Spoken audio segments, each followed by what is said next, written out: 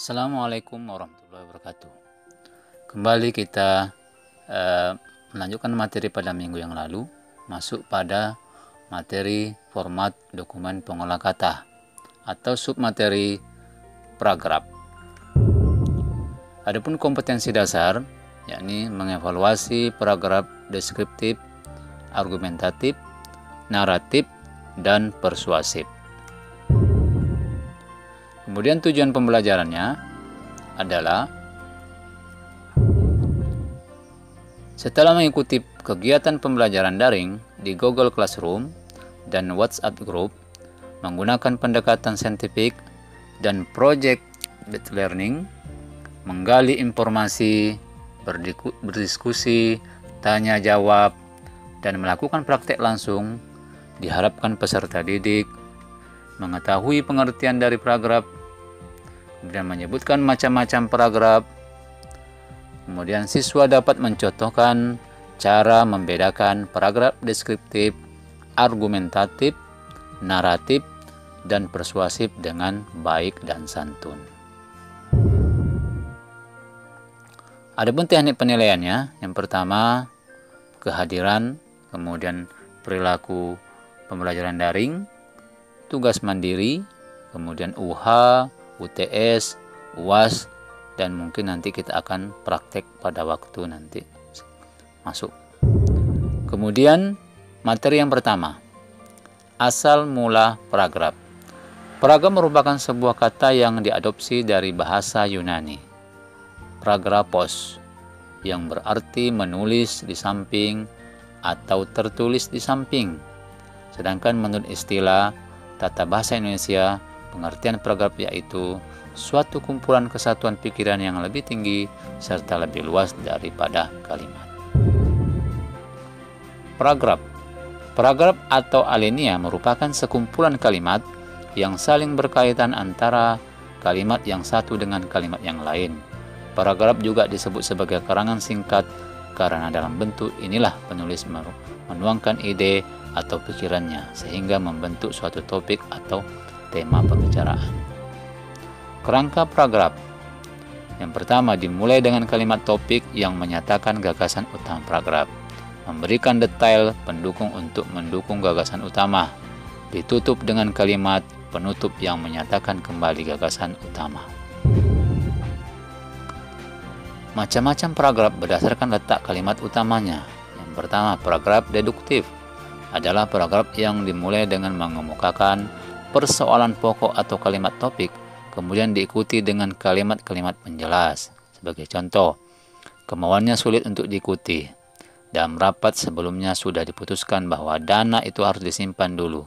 Para peserta sudah menyepakati hal itu, akan tetapi hari ini ia memaksa menggunakannya membuka usaha baru. Kemudian yang kedua, paragraf induktif adalah paragraf yang dimulai dengan mengemukakan penjelasan, kemudian diakhiri dengan kalimat topik. Paragraf induktif dapat dibagi ke dalam 3 jenis, yaitu generalisasi, analogi, dan kausalitas. Kemudian macam-macam paragraf berdasarkan jenisnya.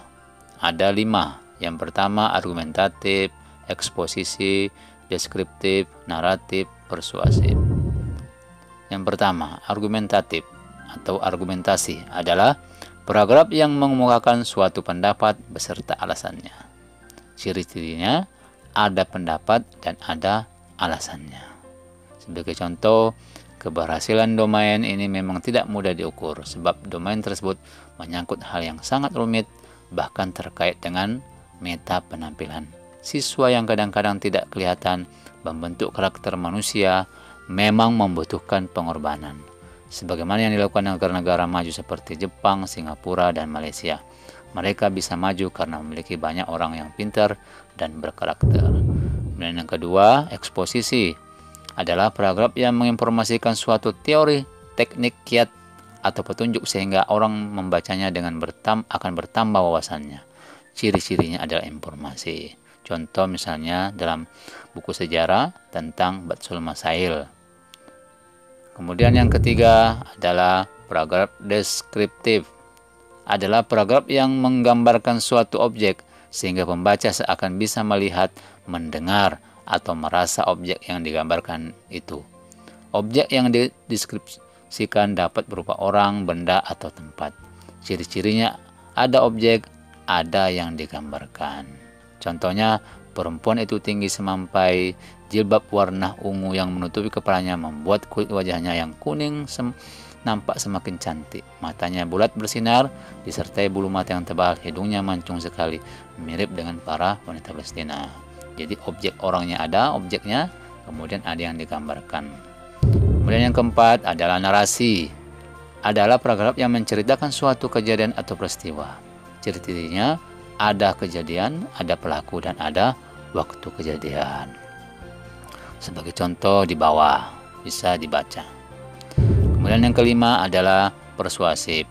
Persuasif adalah paragraf yang mengajak pembujuk, mempengaruhi pembaca agar melakukan sesuatu. Ciri-cirinya ada bujukan atau ajakan untuk berbuat sesuatu.